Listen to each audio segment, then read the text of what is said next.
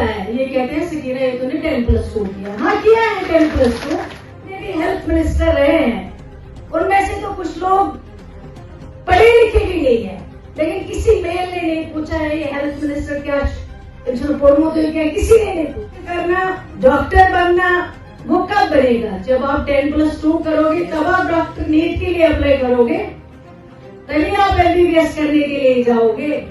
सकीना ये तो के खिलाफ कुछ नहीं मिलता है। ये कहते हैं सकीना ये तूने 10+2 किया। हाँ किया है 10+2। उसके बाद ही तो MBBS करने गई थी। जब 10+2 किया है उसके बाद MBBS के लिए गई थी, लेकिन MBBS कंप्लीट नहीं कर पाई क्योंकि कुछ वजूहात की वजह से। मुझे वो अपना प्रोफेशन जो मुझे बहुत प्यारा था, क्योंकि मुझे खुशी होती है जब बच्चियां कॉलेज में पढ़ती है, उनकी असली लाइफ यही है, क्योंकि वो इस लाइफ को एंजॉय करती है। लेकिन जब उनको कॉलेज छोड़ने का टाइम आता है, वो उनके लिए सबसे दुख की बात होती है। सबसे डिफिकल्ट टाइम वही होता है जब उनको कॉलेज छोड़ना पड़ता है।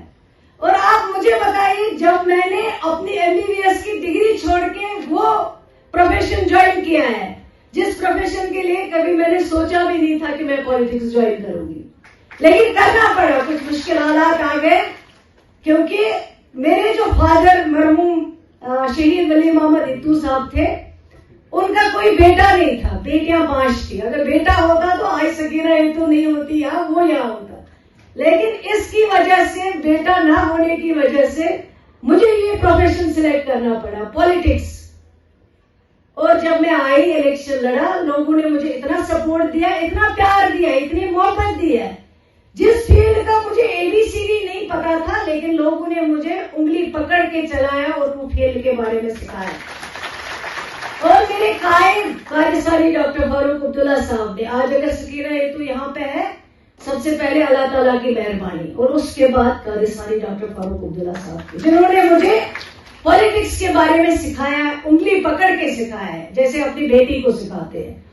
बताना मुझे ये है कि काम, लेडीज का काम करना, बहनों की पढ़ाई करना, बहनों को किसी जगह पे खड़ा होना, फिर वहां पे काम करना, ये कोई आसान बात नहीं है। आज हम कहते हैं रिजर्वेशन की बात आती है या बाकी चीजों की बात आती है, कहते हैं बहुत बहनें आगे बढ़ गई हैं, बहुत अब वो हर फील्ड में काम कर रही है। लेकिन वो आप बहनों से पूछो कि कितना मुश्किल होता है इस फील्ड में काम करना है।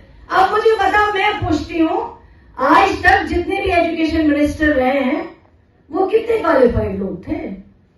उनमें से तो कुछ बेचारे स्कूल भी नहीं गए। मुझे उनका रिवार्ड है, उनकी इज्जत है, मगर उनको तो किसी ने क्रिटिसिज्म नहीं किया है कि इनकी क्वालिफिकेशन क्या है, किसी ने नहीं पूछा है ना।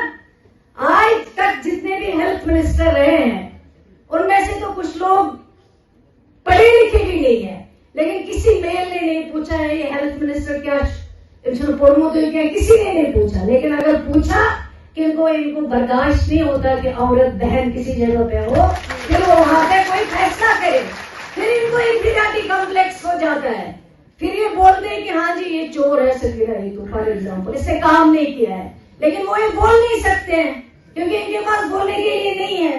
अब ये क्या बोलेंगे कि सकीना ये तूने 10+2 किया। हाँ किया है, उसके बाद डॉक्टरी की है, लेकिन डॉक्टरी छोड़ के आना पड़ा क्योंकि मेरे फादर को शहीद किया गया और मुझे ये प्रोफेशन संभालना पड़ा जिस प्रोफेशन के लिए मैं तैयार नहीं थी।